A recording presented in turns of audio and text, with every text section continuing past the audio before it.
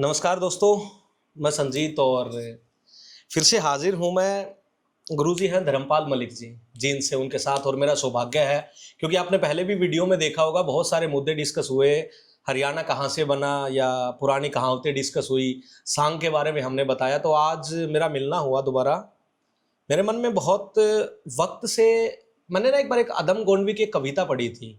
आइए महसूस करिए जिंदगी के ताप को, मैं चमारों की गली तक ले चलूंगा आपको। एक कास्टिज्म की बू थी उस कविता के अंदर। और फिर एक सवाल आया कि पॉलिटिक्स के अंदर जात का बहुत, एक कास्ट का बहुत बड़ा रोल होता है, धर्म के अंदर कितना रोल होता है। तो बहुत सारे तमाम सवालात जब जहन में आए तो सोचा कि क्यों ना किसी ऐसे के साथ डिस्कस किया जाए जहाँ नॉलेज भी हो, पढ़ा भी हो, किताबों से देखा हो, ऐसी कोई सुनी सुनाई प्रथाएं या जो कहानियां हम वो ना बताएं। तो मेरा सौभाग्य है, गुरुजी से मैं मिला हूं, तो तमाम सवालात रहेंगे मेरे। और नमस्कार गुरुजी। नमस्कार। थैंक यू सो मच एक मौका देने के लिए। तो मतलब स्टार्ट वहीं से करते हैं, अपना डिस्कस हुआ था, कई बार फोन पे होता रहता है भाई। मतलब ये जात आई कड़त है। अब एक चीज और देखी होगी, सरनेम बहुत सारे, कई जात हम पाऊं सेम सरनेम। तो स्टार्ट यहीं से है कि जाति मतलब है क्या, इसका संबोधन ये आई कहाँ से। देखिए, इसके लिए पहले हमें थोड़ा बैकग्राउंड को समझना पड़ेगा। हम सबको पता, पहले आदमी जंगलों में रहता था और वो शिकार करता था। शिकार के लिए आदमी और औरत दोनों जाया करते थे। लेकिन जब उसने देखा भाई एक ग्रुप के अंदर जो नहीं 10 तो औरतें हैं, 10 आदमी हैं, तो आदमी तो मर जाते तो इतनी बड़ी बात नहीं थी, औरतें मर जाती तो उसने देखा भाई कबीले में अगर 100 आदमी हैं, 10 आदमी और 100 औरतें हैं, तो 100 औरतें एक साल में 100 बच्चे पैदा कर सकती हैं। हाँ। और आदमी जो नहीं 100 हैं, औरतें 10 हैं, तो वो एक साल में 10 ही बच्चे पैदा करेंगी। हाँ। इसलिए औरत ज्यादा कीमती है। आदमी ने उसको गुफाओं में छोड़ना शुरू कर दिया और खुद उसने जो नहीं शिकार के लिए जाना शुरू कर दिया, ताकि कबीले का जो नहीं वो बढ़ता रहे आकार। क्योंकि डार्विन ये कहता हर जीव के अंदर ये प्रवृत्ति है कि वो अपनी संख्या को बढ़ाना चाहता है। तो इस तरह से आदमी की डोमिनेंस बढ़ती रही। फिर उसने पाया कुत्ते को शिकार में मदद के लिए। आज भी जो राष्ट्रीयज्म को मानते हैं, उसके अंदर ईरान से है जो राष्ट्रीयम, ये पारसी लोग, वो कुत्ते को पवित्र एनिमल मानते हैं, जैसे हम हिंदू गाय को मानते हैं। अच्छा। इसलिए कुत्ता ऐसा एनिमल था जो सबसे पहले पालतू बनाया जिसको। और वो कुत्ते का मीट नहीं खाते, बहुत से लोग नहीं खाते मिलेंगे आपको। अच्छा, लेकिन कुत्ते का मीट भी खाते हैं? ये नागालैंड के अंदर, इंडिया के अंदर ही खाते हैं। अच्छा। कुत्ता दिखाई दे तो पकड़ कर मारेंगे। फिर बनाया गाय को पालतू। गाय को पालतू क्यों बनाया? गाय एक तो साफ सुथरा जीव है। आपको गाय कभी कीचड़ में लिपटी नहीं मिलेगी, गोबर में नहीं बैठेगी, मूत के छींटे नहीं मारेगी। साफ सुथरा जीव है और शाकाहारी जीव है। और गाय का दूध हल्का होता है भैंस के मुकाबले, जो माँ के दूध का सब्स्टिट्यूट हो सकता है। अच्छा। इस तरह से फिर उसने भेड़ बकरियों को वो बना। तो पशुपालन पहले आया। पशुपालन पहले औरत को संभाला, फिर पशुपालन आया। पशुपालन के बाद आई एग्रीकल्चर। कोई खेती बाड़ी 10,000 साल पहले आदमी ने खेती बाड़ी करनी शुरू करी। फिर गाय के बछड़ों को पालतू बनाया। ठीक है। इससे पशुपालन से आदमी को एक सुरक्षा मिल गई। बस शिकार नहीं मिले तो भी भूखा नहीं मर सकता, दूध मिल रहा अपने है। नहीं अपने पशुओं में से भी एक का मार लिया और खा लिया कबीलन है, उसको एक ऐसी सुरक्षा मिल गई। अब भूख से कम कोई आदमी नहीं मरेगा कबीले। फिर उसने खेती कर ली। खेती से और ज्यादा स्वामित्व वो आ गया, स्थायित्व। फिर जब उसने खेती करी वो इकट्ठे रहने लग गया, मेरा खेत, मेरी गाय, मेरा कुत्ता। तो फिर कार्ल मार्क्स ये कहता है रिश्ते प्रॉपर्टी के साथ जुड़े हैं। प्रॉपर्टी आई तो रिश्ते बन गए। वह मेरी पत्नी, मेरे बालक। अगर मेरा बेटा मेरे को इसलिए बाबू कहता क्योंकि मेरी प्रॉपर्टी उसको जाएगी, या वो मेरे लिए इसलिए, मैं भी उसको इसलिए पालता हूँ वह मेरा कोई वारिस हो। अगर ये प्रॉपर्टी के रिश्ते नहीं हो तो हो सकता समाज के अंदर टूट फूट शुरू हो जाए। अच्छा, कब्जा तो मतलब फिर भी अपना ये उस टाइम सामूहिक होती थी। हाँ। भाई औरतें, समाजवाद था एक तरह का, कोई आदमी किसी औरत को ले जाओ, औरत किसी आदमी को ले जाओ, और बच्चे पैदा हो जाते थे। ठीक है। तो इससे जो है नी श्वेत केतु नाम का एक ऋषि हुआ है जिसने ये हिंदुस्तान के अंदर मैरिज सिस्टम चला। उसकी माँ को उसकी आंखों के सामने, जैसे 15-16 साल की का बच्चा हो जाता है, वो 41 साल की थी जब एक आदमी आया, उसका बाबू बेटा था, वो बिरबल कहने लगा उसकी माँ को चल। श्वेत केतु ने इतराज किया, उसका बाबू बोला समाज का यही नियम है। तो उसने कहा ये तो बड़ा गलत नियम है, तब से ये मैरिज सिस्टम आया। कोई और बंदा आया और आया समाज का, हाँ, कोई भी किसी कोई को ले भी, जाओ, ये हाँ, पैट्रिय कानून था सोसाइटी हाँ, का। कोई भी लेकिन ले जाओ। श्वेत केतु ने फिर ये मैरिज सिस्टम चलाया, ऐसा तारीख के अंदर मिलता है। ठीक है। फिर आया धर्म। अच्छा, जैसे आज आदमी खेती खाती करने लग गया, जंगलों में घूमता था, वो डरता था। सबसे पहले ज्यादा आदमी मरते थे सांप के काटने से। ठीक है। इसलिए उसने सांप की पूजा करनी शुरू कर दी। तो नाग पंचमी आपने देखा होगा, गुग्गे की पूजा देखा होगा। एक है मनसा देवी। मनसा का मतलब है सांपों की देवी, जो सांपों के काटने से रक्षा करती है। फिर उसने बिजली को देखा, तो प्रकृति की पूजा करने लग गया आदमी। और प्रकृति की पूजा के शुरू होती है वेदों से। वेदों में सबसे पुराना ऋग्वेद, और ये हमारे हरियाणा के अंदर ही लिखे गए थे। इसको ब्रह्मवर्त कहते थे, जमुना नदी और सतलुज नदी के बीच के इलाके को। और इसके अंदर एक सरस्वती नदी बहती थी, आज से कोई 4000 साल पहले। उसके किनारों के ऊपर वेद लिखे गए थे। अच्छा। लेकिन वो पहाड़ों की उथल पुथल के कारण बंद होगी। ऐसा जो है नी राम साय वर्मा लिखता है, जिसने किताब लिखी द थरी लाल जोफरियाना, है मेरे पास वो किताब। ठीक है। वेदों के अंदर जो है नी वर्ण सिस्टम है। आदमी 4 वर्ण बन गए, ब्राह्मण, क्षत्रिय, वैश्य और शूद्र। और ये बने काम के आधार पर, डिवीजन ऑफ लेबर, जिसको श्रम विभाजन कह सकते हैं। ठीक है। और इन 4 वर्णों से ही फिर काम धंधे बढ़ते रहे। आगे आगे जातियां, वो धंधों के आधार पर जातियां बन गई। जैसे लोहे का काम करने वाला लुहार बन गया, सोने का काम करने वाला सोनार बन गया। कुंभ में नहीं होता गड़ा। अच्छा। घड़े बनाने वाला, कुंभ का जो बनावट, जो घड़े बनाव, मिट्टी का काम करे, वो कुम्हार बन गया। चमड़े का चमार, चमड़े का चमार बन गया। हाँ। इस तरह से धंधों के आधार पर जातियां बन गई। ठीक है। और आज हिंदुस्तान के अंदर लगभग 3000 जातियां हैं। मतलब जातियां कोई आइडिया, जैसे 1000 साल पहले, या कोई आइडिया कितने साल पहले? मतलब ना 3000 साल पहले, ऐसा किताबों में लिखा है। किताबों में 3000 साल पहले ये जातियां बननी शुरू हो गई थी। अच्छा। फिर आया ये गोत कैसे बने। जब जातियां आएगी तो सबसे पहले जो नहीं ब्राह्मणों ने अपने गोत को शुरू किया। ये किताब है A.L. बासम की, the wonder that was India, वो चमत्कार जो भारत था, उसने 1954 में लिखी थी। ठीक है। और वो जो नहीं हिस्ट्री का लेक्चरर था, लंदन में ये किताब लिखी थी। और जो नहीं आपने कभी हम पढ़े, इसके अंदर जो नहीं कास्ट के ऊपर पूरा चैप्टर है। अच्छा। और जिसके अंदर ये लिखता है, अंग्रेज था वो, और इंडिया के अंदर 1986 में मरा था शिलोंग में, गोत्रा। जैसे इसके अंदर ये गोत का चैप्टर है, ये कास्ट के ऊपर है। इसी तरह अनटचेबिलिटी पर, छुआछूत के ऊपर है भाई, ये सब आएगा। ये अनटचेबिलिटी पर है भाई, ये जात, ये अनटच, छुआछूत, ये गोत कहाँ से आए। स्टार्ट तो मतलब स्टेप बाय स्टेप चलेंगे। सरनेम से आते हैं, पहले भी सरनेम कैसे बनाएगा। हाँ, तो इसके अंदर जो नहीं, ये साफ शब्दों में बासम लिखता है कि गोत्र जो है नी, वो सबसे पहले ब्राह्मणों ने अपनाए। The religious literature generally speaks of 7 or 8 primitive gotras, those of Kashyap, Vaishya, Vashishtha और अगस्त, गौतम, भृगु, भारद्वाज, अत्रि और विश्वामित्र। ये इस तरह से 7 ऋषि थे, सप्तऋषि। उनके ऊपर जो नहीं ब्राह्मणों ने अपने गोत अपने पुरखों के नाम पर बना, जो नहीं उन्होंने रख लिए, अपने गोत सिस्टम बना दिया। ठीक है। इसलिए वो के हमारा पुरखा एक था। फिर आगे धंधों फिर जातियां बदलती गई, जातियों की कैरेक्टरिस्टिक भी बदलती गई।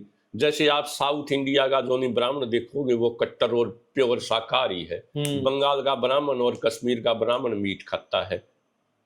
तो ये समय और परिस्थितियों के अनुसार उनकी कैरेक्टरिस्टिक बदलती गई।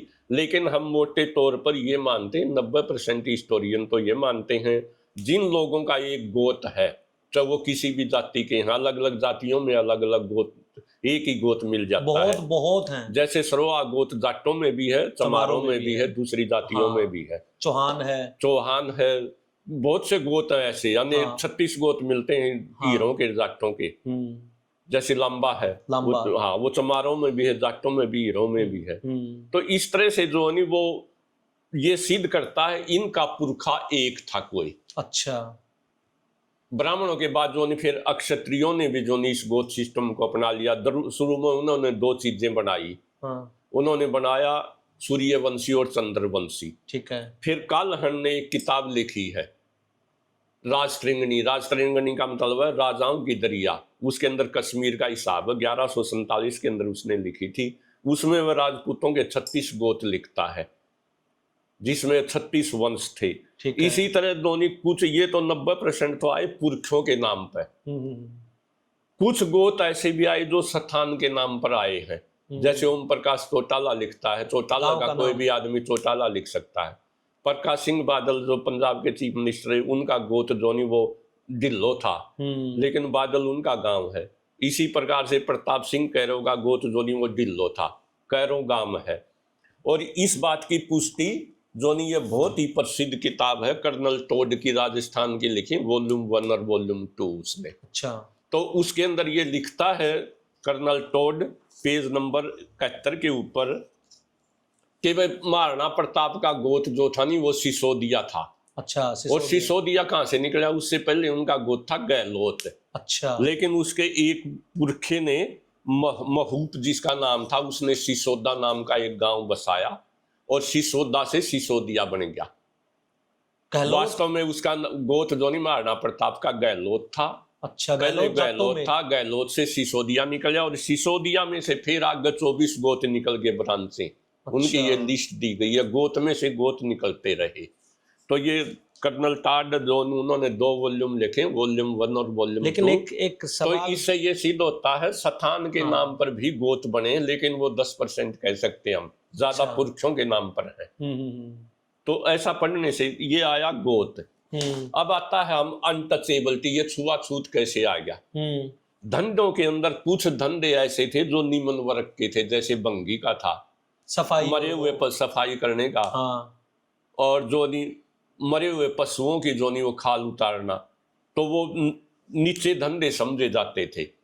इसलिए उन धंधा जो लोग इस तरह का धंधा करते थे जो समाज में नीची दृष्टि से देखा जाता था, तो उन लोगों से आपस के अंदर वो रिश्ते खत्म हो गए। उनके शादियां करना या सहभोज करना, इकट्ठे खाना खाना, तो उससे जो है नहीं ये अनटचेबिलिटी आएगी, भाई वो एक दूसरे को छुआछूत करने लग गए।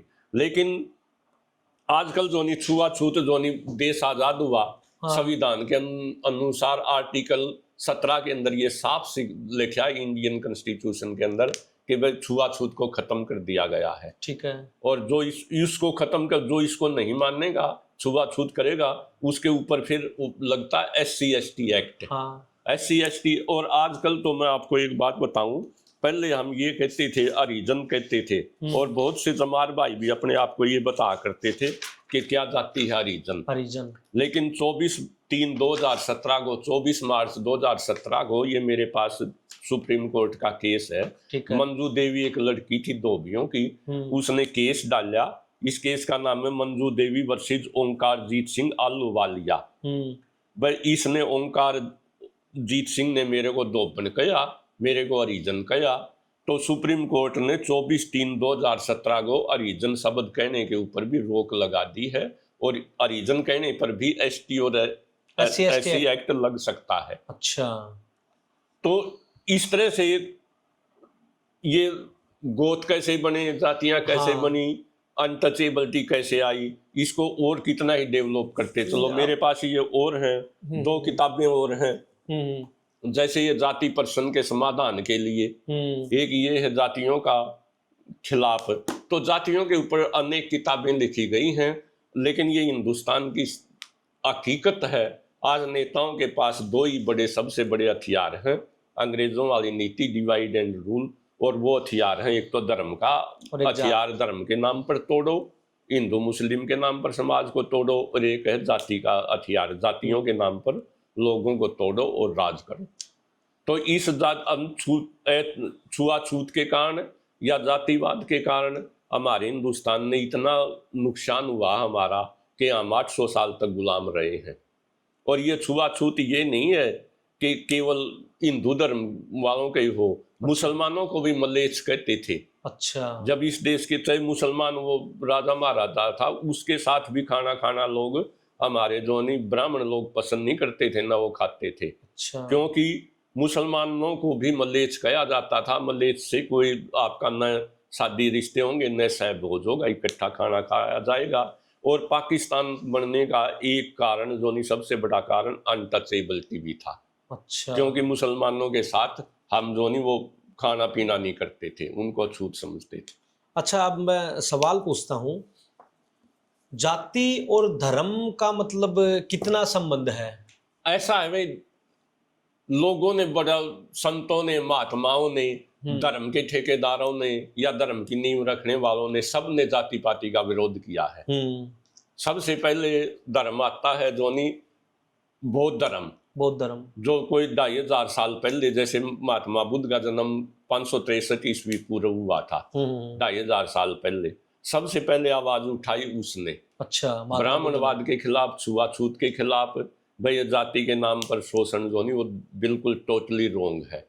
और उसने जो नहीं एक अछूतों, जो नीचे तबके के लोग थे, शूद्रों को, उसने उनको भिक्षु भी बनाया और भिक्षुणी भी बनाया। और जो उसके वो होते थे, मठ होते थे, उनमें किसी भी जाति का और किस लोग जो नहीं वो प्रवेश करता था, और उसने छुआछूत को खत्म किया। अगर आप सिख धर्म को पढ़ोगे तो गुरु नानक जी ने लंगर सिस्टम चलाया। लंगर सिस्टम चलाने का मतलब भी ये था सभी जातियां बराबर हैं।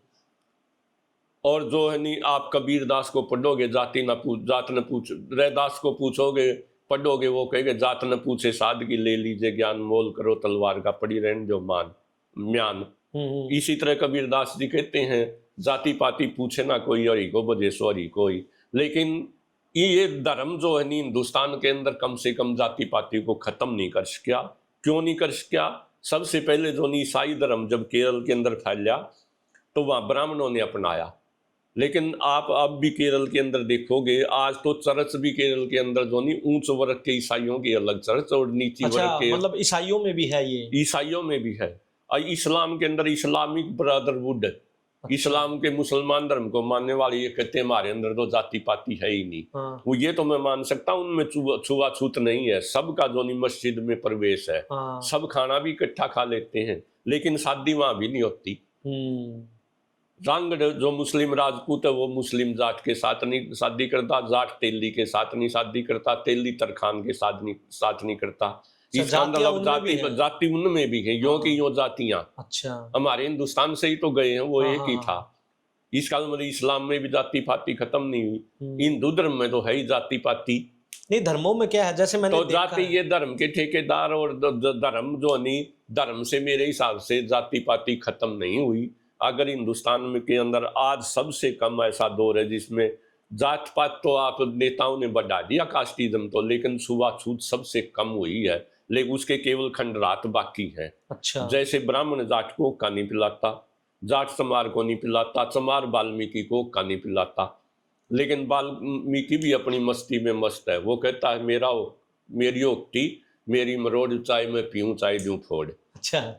तो हर आदमी जो नहीं, ये the wonder that was India, वो चमत्कार जो भारत था। इसमें एक बात और लिखता बासम कि ये सबसे बड़ा चमत्कार है हिंदुस्तान के अंदर, ऊंची जाति फिर उसके नीचे नीचे, लेकिन हर नीची जाति कितनी हो वो भी अपने से नीचे एक जाति ढूंढ लेती है। और अपनी जाति पर गर्व महसूस करती। ये सबसे बड़ा आश्चर्य है। कोई भी जाति हो अपने वो अपने से नीची जाति ढूंढ लेती है। The wonder that was India. नहीं, मैंने जो देखा है, जैसे लंगर सिस्टम है, जातियां तो... लंगर सिस्टम है और वहां गुरुद्वारे में जाति पाति नहीं है। लेकिन अब आप ये देखोगे पंजाब के अंदर भी प्रैक्टिकल ऐसा मिल जाएगा, चाहे आपको दो चार ही मिले। मजहबी सिखों ने अलग गुरुद्वारे बनाने शुरू कर दिए, सिख जाटों ने अलग गुरुद्वारे बनाने शुरू कर दिए। इसका मतलब ये सिख धर्म भी जाति पाति को खत्म नहीं कर सका।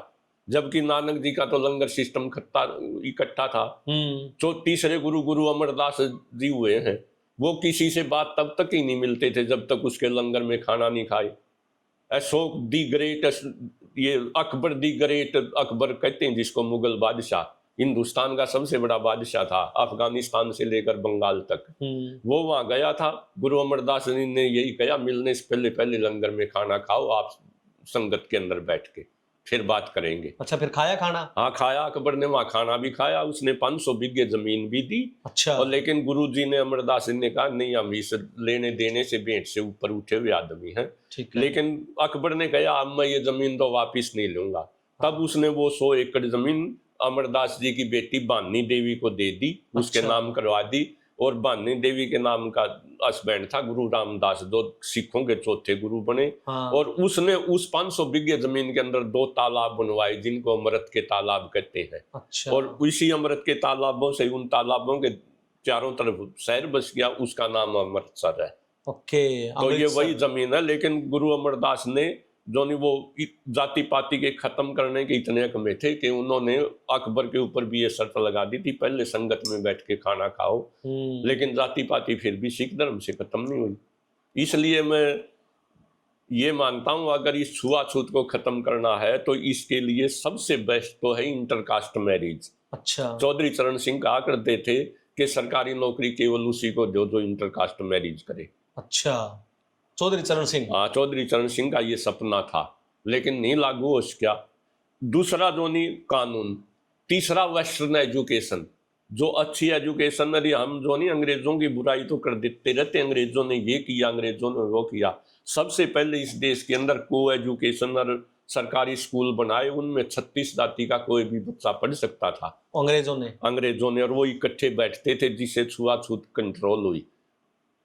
तो वेस्टर्न एजुकेशन या अच्छी एजुकेशन, इंटरकास्ट मैरिज, कानून, रिजर्वेशन, इनसे ही जो नहीं ये कास्ट सिस्टम खत्म हो सकता। और नेशनलिटी, राष्ट्रीयता, जब देश के ऊपर संकट आता है, जैसे मैंने 95 की बाढ़ के अंदर देखी, तो मेरे खेत में कोठा था, उसके ऊपर मैंने नेवला और सांप छत पर इकट्ठे बैठे देखे। दोनों दुश्मन है, दोनों एक दूसरे के दुश्मन है। जब देश के ऊपर 65 की लड़ाई, 71 की लड़ाई हमने देखी है, तो 36 जातियां देशभक्ति के नाम पर इकट्ठी हो जाती हैं। हाँ। इसलिए नेशनलिटी, राष्ट्रीयता, इंटरकास्ट मैरिज, अच्छी एजुकेशन और जो है नहीं ये कम्युनिकेशन के साधन, एक रेल में इकट्ठे यात्रा करना, बस में यात्रा करना, ये छुआछूत को तोड़ने के सबसे बड़े हथियार है।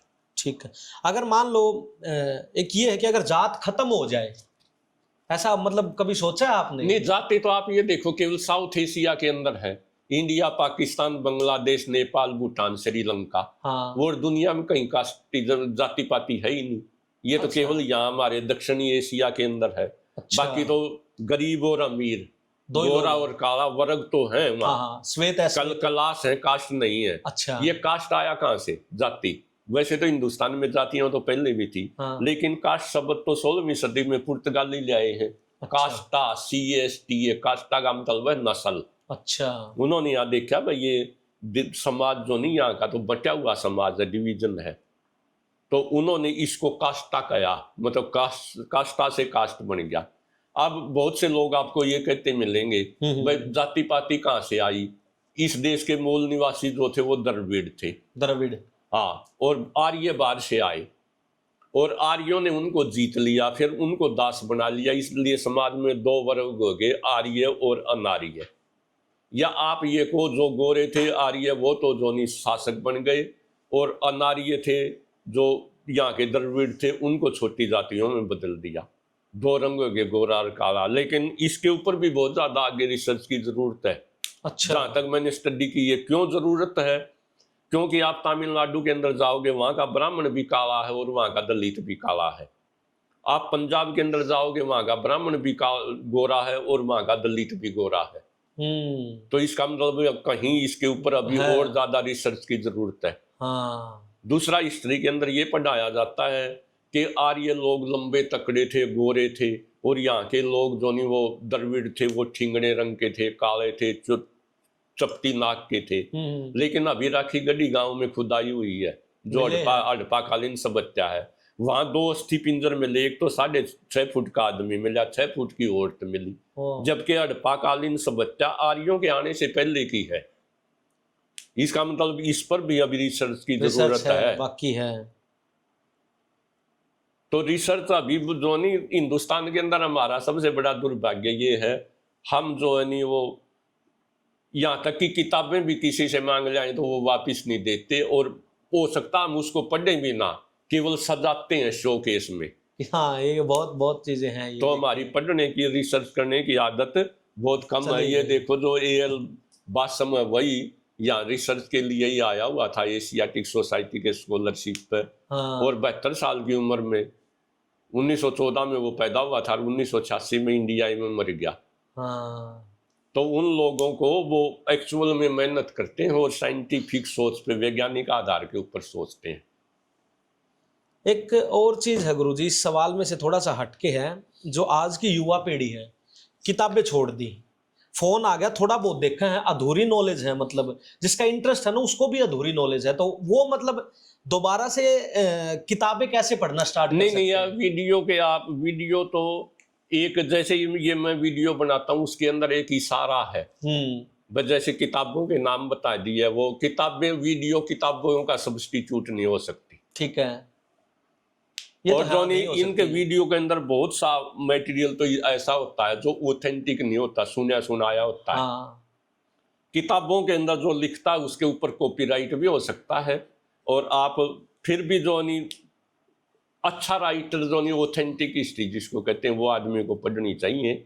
अब मैं वीडियो देखता भी हूँ, सुनता भी हूँ, और वो उसके तो बना भी दूँ, लेकिन फिर भी किताबें ये पढ़ता हूँ। मेरी आप देख रहे हो हाँ, हाँ, पर्सनल मैंने लाइब्रेरी है। पूरा रूम किताबों आप ये देखो, बाबा साहब अम्बेडकर को हम ये कहते हैं संविधान बड़े 50,000 किताबें थी उसकी पर्सनल लाइब्रेरी में, उसने सारी पढ़ रखी थी।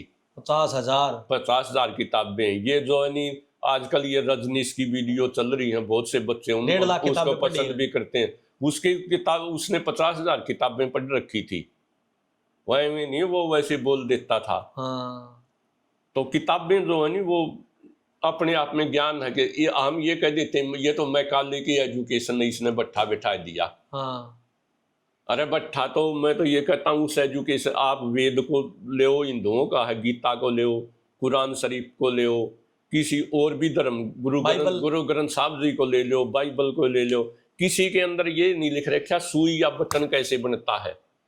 हाँ, किसी भी किताब में भाई ये हम जो वीडियो बनाने लग रहे, ये कैमरे हैं, ये फोन है, ये बिजली है, ये पंखा है, ये किसने दिया? सब इसी शिक्षा की तो देन है, इसी एजुकेशन की देन है। समझ गया, जिसकी वजह से मतलब ये सब चीजें बनी, जो चीजें हुई। चलो, पॉलिटिकल कितना इफेक्ट है जात का?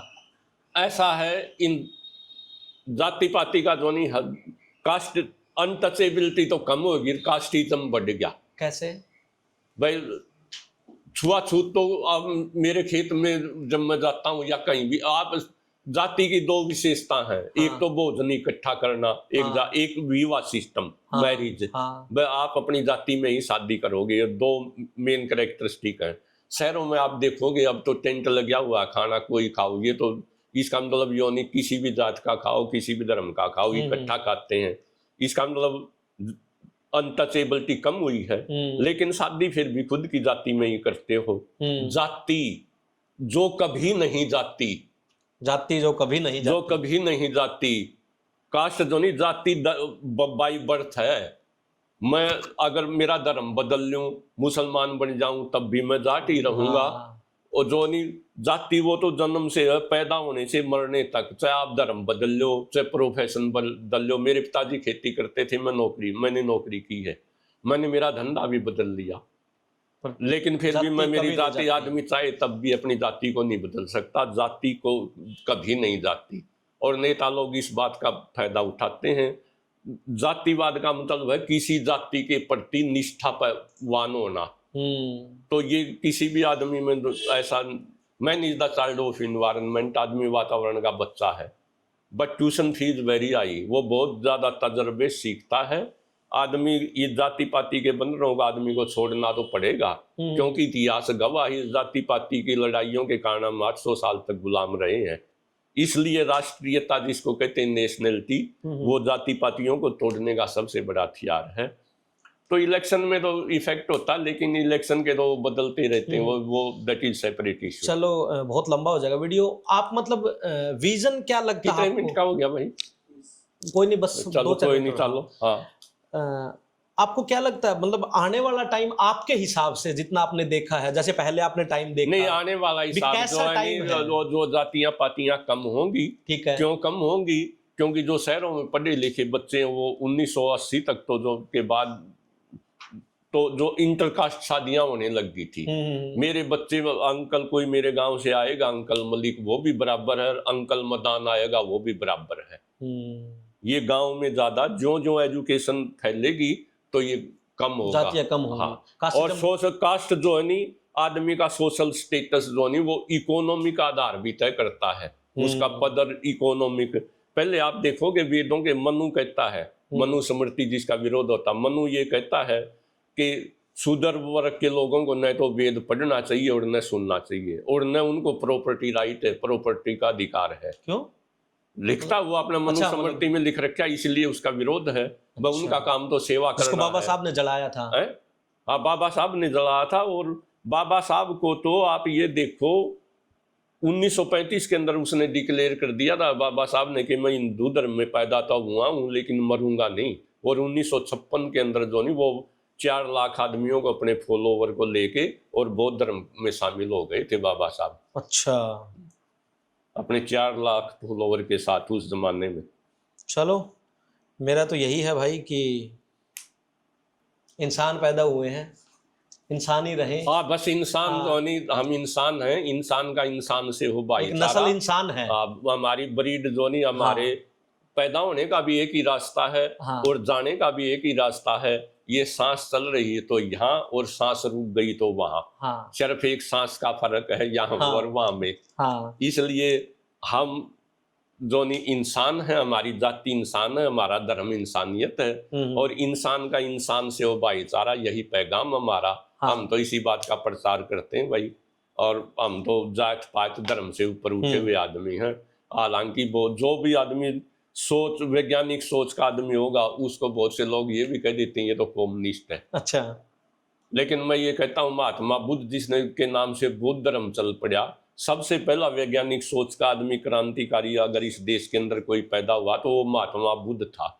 और एडविन अर्नोल्ड ने एक किताब लिखी है द लाइट ऑफ एशिया, उसके अंदर ये डिस्कवरी ऑफ इंडिया जो नहीं, जवाहरलाल नेहरू की किताब है जिसके ऊपर भारतीय खोज वो भी बने थे। अच्छा। और इसके अंदर वो लिखता है भाई द लाइट ऑफ एशिया, वो लाइट ऑफ एशिया के अंदर महात्मा बुद्ध की वो है जीवनी। अच्छा, उसके ऊपर तो महात्मा बुद्ध पहला ऐसा आदमी था जो वैज्ञानिक सोच का आदमी था। वो ये कहता है, जैसे आप बाइबल को पढ़ोगे या ईसाई धर्म के अंदर ये लिखा है, ईसा मसीह जो था, I am son of God, मैं भगवान का बेटा हूँ। अगर आप इस्लाम को पढ़ोगे उसके अंदर पैगंबर साहब ये कहते हैं मैसेंजर ऑफ गॉड। भाई अल्लाह जो है नहीं वो फरिश्ते भेजता है अपने संदेश देकर, वो फरिश्ते मेरे को बताते हैं, मैं आगे लोगों को बताता हूँ। यही कुरान है। लेकिन ऐसा पहला जो नहीं धर्म का या थिंकर कहो या उसे साइंटिस्ट कहो, केवल महात्मा बुद्ध ऐसा कहता था, भाई मैं जो है नहीं इसे आम आदमी के पैदा हुआ हूँ और मैं आम आदमी ही हूँ। और महात्मा बुद्ध जो नहीं वो ना तो आत्मा को मानता। अच्छा। जैसे गीता के अंदर लिखा है नहीं भाई, आदमी का जो आत्मा कभी नहीं मरती। जैसे कपड़े बदल शरीर तो ऐसे है। और जो भगवान, लेकिन इसके अंदर बिल्कुल साफ शब्दों के अंदर डिस्कवरी ऑफ इंडिया के अंदर जवाहरलाल नेहरू जी लिखते हैं, ignorance of was the all, whether there is God or an absolute or not, he does not say, he neither एफर्म्स। Mahatma Buddha ना तो ये कहता भगवान है, ना ये कहता नहीं है। अच्छा। वो तो ये कहता है वे भगवान जो है नहीं है या नहीं है। जो ये कहता भगवान है वो भी वहीं खड़ा है, और जो ये कहता भगवान नहीं वो भी वहीं खड़ा है। इसलिए इसके टॉपिक के ऊपर बहस करना ही फजूल है।